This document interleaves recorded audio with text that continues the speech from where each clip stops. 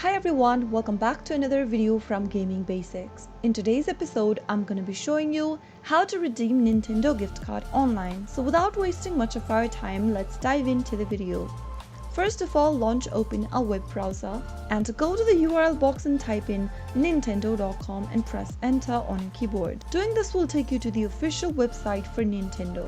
Also make sure to log into your account if necessary by entering your account's credentials. Once you're inside the main home page after signing in, click on your profile icon at the top right hand corner. In the expanded menu, click on redeem code, which will then take you to this page from where you can enter your 16-digit redemption code at the back of your Nintendo gift card. Type in the 16-digit code exactly as it appears on your gift card and make sure to enter it correctly. Finally, click on the next button in order to redeem your gift code.